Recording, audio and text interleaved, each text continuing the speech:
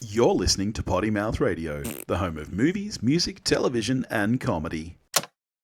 The following podcast contains spoilers and rude words. We watch the thing. We watch the thing. Hello, everybody, and welcome back to We Watched a Thing with Billy and Dave. How you doing, mate? I'm good. You should come and stay at my country house. You know what?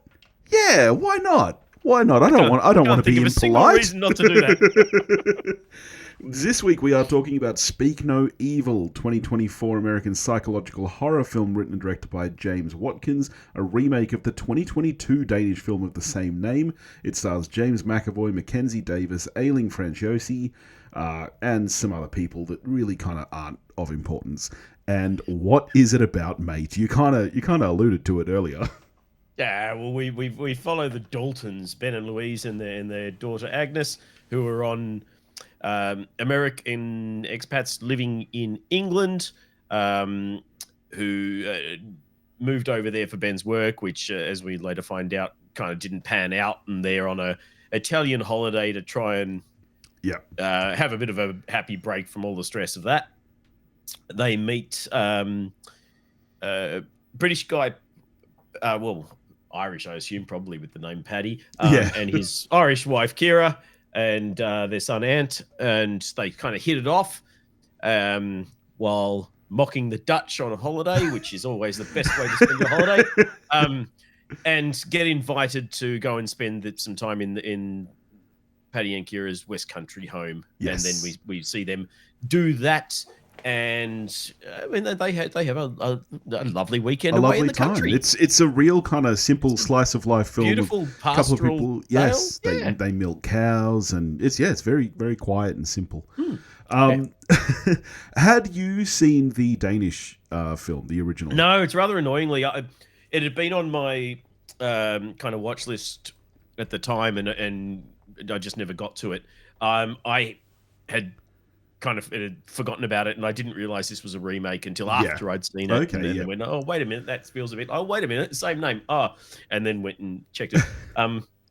So I'm kind of glad, because from what I've read, this is a little bit like if you sort of cast your mind back to George Sluice's film The Vanishing, and his own, when he remade his own film. That was going to be my exact reference. Gave it a more upbeat ending because America. That's right. This isn't Funny Games where it's the same movie. So I had seen the original, and I was. And is that the case? It's a lot more 100%. Kind of that's the downbeat case. At the end. 100%. That's the case. Which I wasn't sure what they were going to do here. I really wasn't sure, and I was one of the people who was a bit hesitant, because the original is a very good movie, and even though it's a Danish film, it's predominantly in English. It's like it's almost, I would say, 90% in English. The only times it's not in English, it's not even subtitled, because it's a Danish couple who meet a Dutch couple, and they go stay at their farmhouse in Holland, and so the only times that because they don't speak each other's language, so the only time it's in a foreign language is speaking Dutch. Exactly. You're not meant to understand. Your protagonists don't. Yeah, that's exactly right. And so for 90% of the movie, they're communicating in English. So when this was announced, outside of McAvoy, who I absolutely love, I was like, ooh, I don't really see the purpose for remaking this film 2 years later when it's not. I'm kind of glad I didn't know it was until after the fact, because I was able to go in and just go, McAvoy's being mental again. I always enjoy that. But I got something to say. Big Dizzle's Big Call. Stop. Don't say a word. I have no idea which way you're going to flop on this, because I don't have an extreme opinion about this film. This is wild to me. I don't know what's going to happen. This movie is better than the original. This is a fantastic fucking movie. I thought the original was good. I think this is great. And is it down to the acting, or because I think it's down to a lot of things, given the difference in the endings, because obviously the original Vanishing is far better than the American. Well, I'm in the same boat there. I think the Vanishing, the original is far superior, and I thought that's where I was going to be here. But honestly, I prefer the changes to the story here as well. I think that this is just a stronger film all round. McAvoy is amazing. You know, we love Aileen Franciosi here. I'm a huge Mackenzie Davis fan, and she just about steals the show in this film. She is, and that's hard to say when McAvoy is doing his thing. Scoot McNairy, he of the silly name, but we love him because he was in Gareth Edwards' Monsters.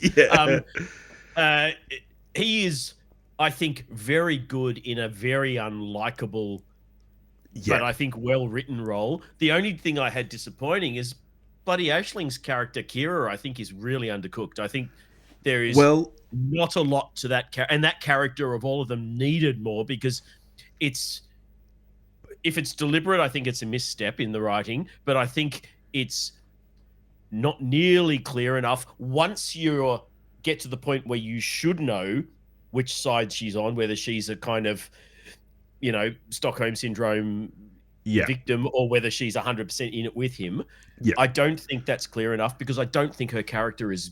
I think it's what it should be. It's interesting, right? One of the things I think is stronger about this film is I think that the characterizations are stronger across the board.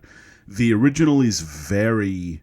you get very little backstory about anyone from either side of the couple.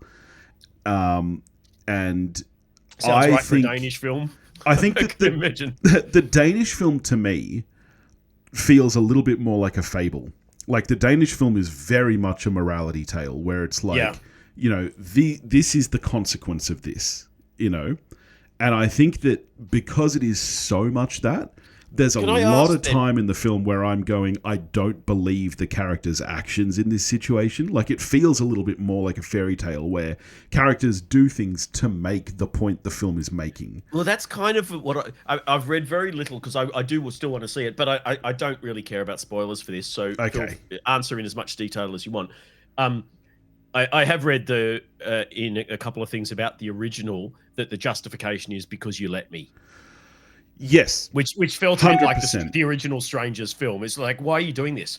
I don't have a reason. Yeah. Because I could. It's very much a story about, you know, the dangers of politeness, essentially. It's like, you know, because you don't... Yeah, exactly. It's because you didn't stand up and talk against this behavior, because you didn't, etc., etc. This is the outcome of that. And this film still has that, for sure. Particularly from... Scoot McNairy's character, Ben. Yes, 100%. He's weak. The only reason that they go through what they do is because modern society makes him unable to speak up and go, this shit's weird. He's just... And it's weird given that he's the American, because it's much more of a British trait, I think, to kind of, oh, no, of course, that's perfectly fine. Yeah. In the balls as many times as you like. No, definitely. Sorry, my pants get in the way. So this film still has that, but I think there's a lot more depth to it than just that, which was my problem with the original film. That's not the reason they're doing it. It's much more mundane. They steal their money at one point. They're hillbilly psychos. West Country psychos. But I think there's a lot more ambiguity too. There's a lot more ambiguity too. You know, like you brought up Aileen Franciosi's character. So that whole kind of, which is very fleeting, it's not really a part of the story, but towards the end of the film where she says, you know, he took me just like, you know, we're taking these children, and I don't know if that's true or not. And I actually kind of like that.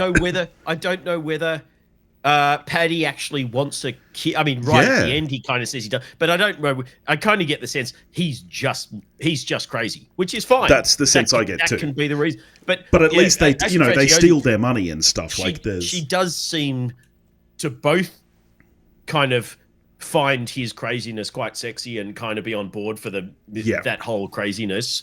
But she does also seem to kind of want her own child. And you never know how much of what they've said is true. You know, is he actually a doctor? Well, probably not. Is he actually... Did they actually find that they were unable to conceive? See, that's a really interesting thing. In the original, it's funny, right?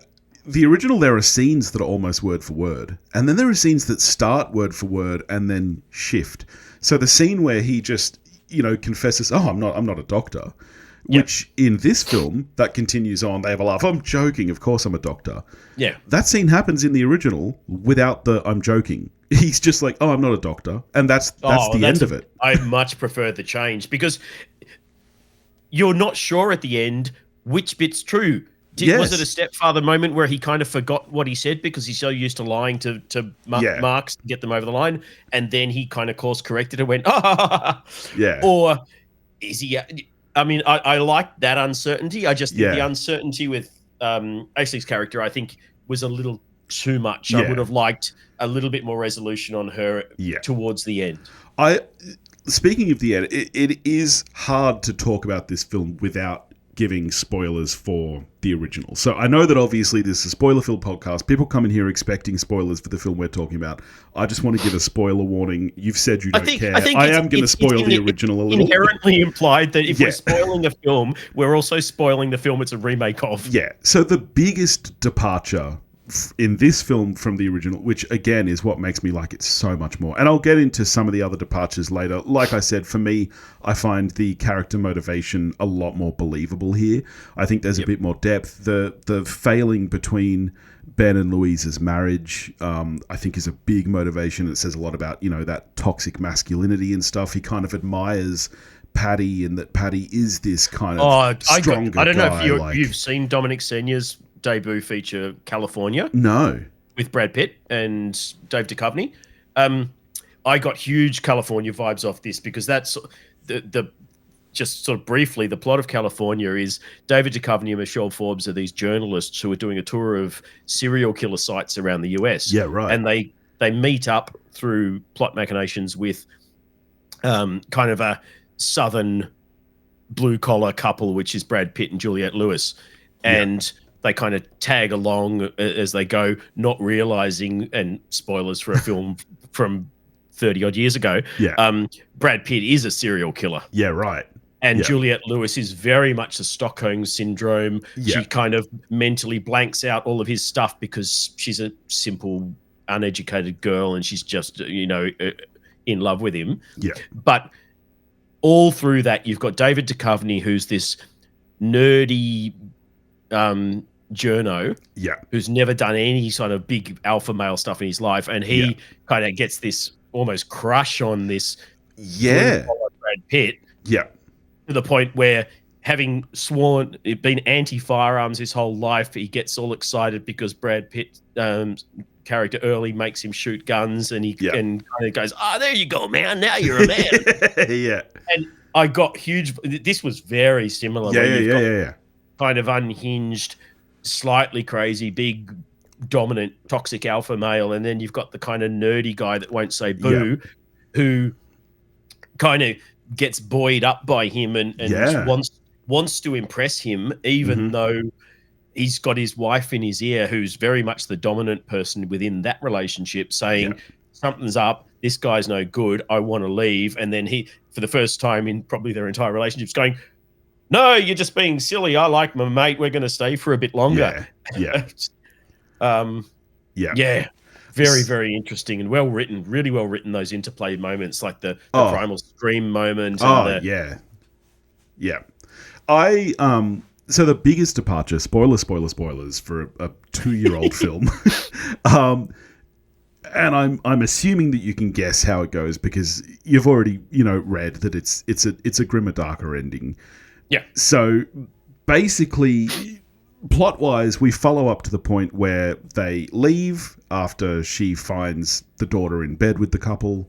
Yep. Bunny's missing. They head back. And, in the original, what happens from there is that Ben and Louise get murdered and they cut out the daughter's tongue, and that's the end of the film. And she ends up taking the place of Ant. Exactly. They drown Ant in the pond and they cut out, and that's how the film ends. That they strip the Ben and Louise characters naked, they send them down to the quarry and they stone them to death. And again, this is where I think the differences are in that being a morality tale. There's a lot of things motivation-wise that happen in that one where I'm like, well, why would you just do that? Like, okay, they tell them to get naked and go down in the quarry and we're going to stone you to death, and they don't fight back. They just do it. Yeah. Whereas, that's the thing. A morality tale doesn't work if the lesson gets... If you get a reprieve at the end. Yes. The lesson needs to be learned. Exactly. You can't have a happy ending because then there is no moral lesson. Yes, that's exactly right. You know, it's like how fairy tales have shifted. Like, you know, kids got weak, and so we changed them, and so now the hungry wolf spits up Red Riding Hood at the end, whereas the original story, she dies because that, like you say, that's how this. You know, it doesn't work nicely for a story. You can't give a lesson to your small child reading them a story if, after all the trials and tribulations, she gets away scot-free. Yeah, exactly.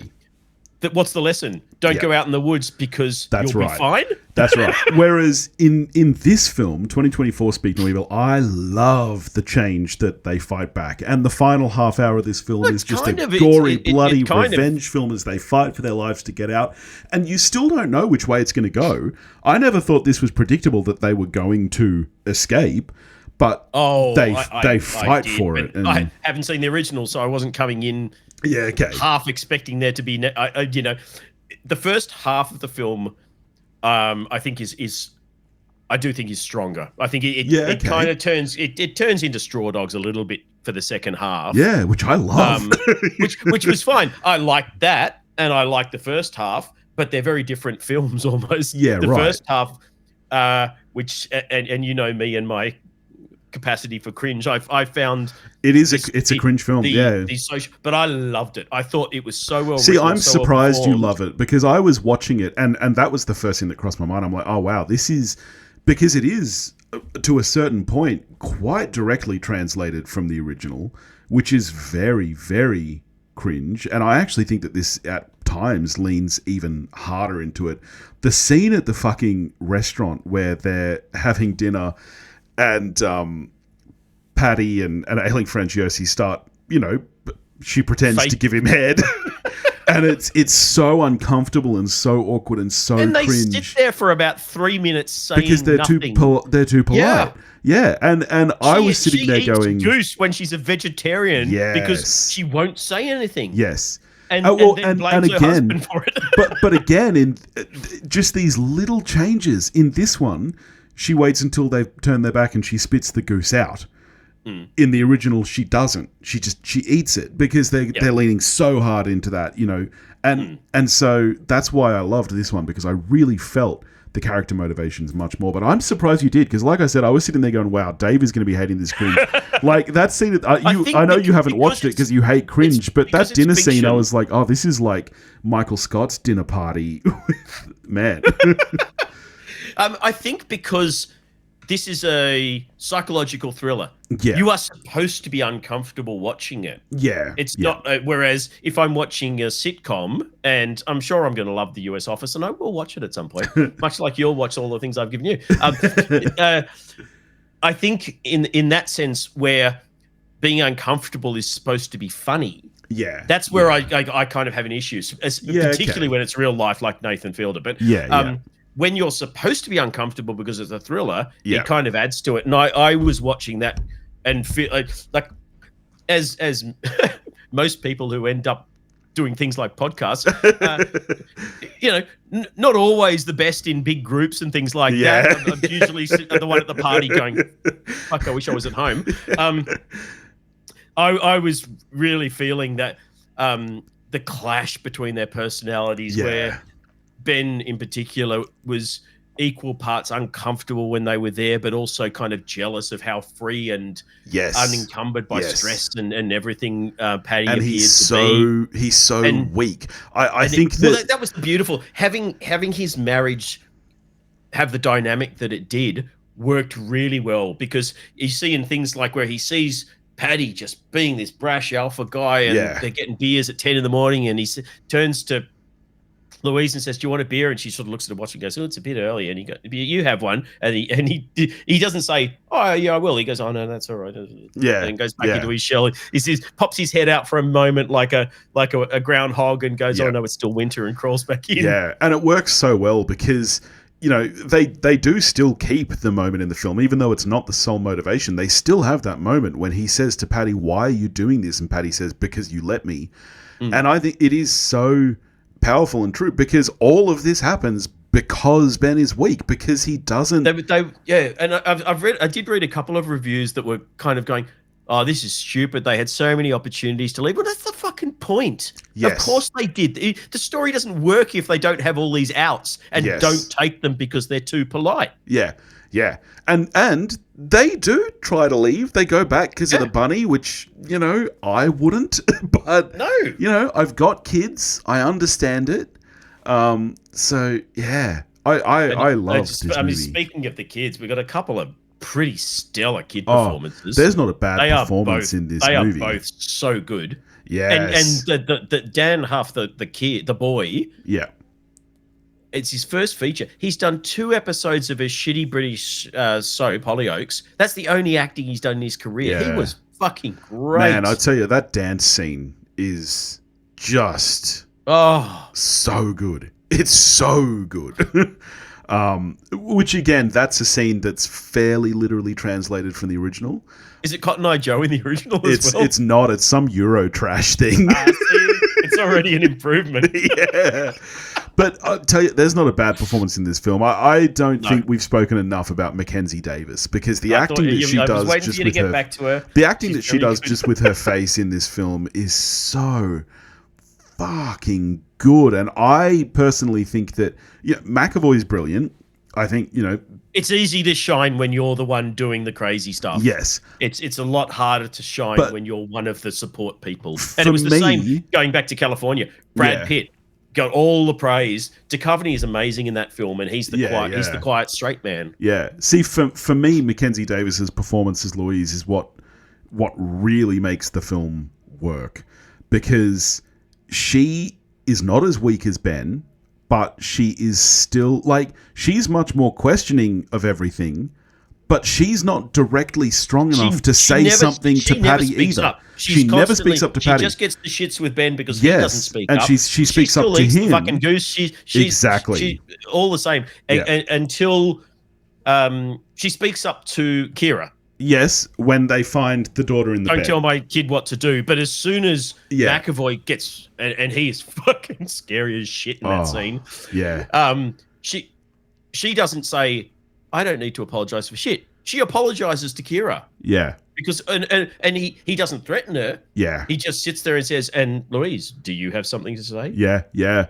It's like I've seen this movie not getting great reviews, and people saying, "Oh, why did it need to get made?" Blah blah blah. Like it seems quite divided. There's a lot of great reviews out there too. Remakes bother me less when it's remaking a film from overseas that possibly people never even heard of. Yes. It's not like they didn't. Most people. It's not that most people didn't bother to see it because it's foreign. Yeah. As you say, it's almost all in English. They just didn't know about it, I think. Yeah, but I think also, the changes that this makes to the original absolutely make this a worthy adaptation and a worthy remake. This is not the same film. And I think that you can absolutely, you should go watch the original, and I'd be curious to hear your thoughts.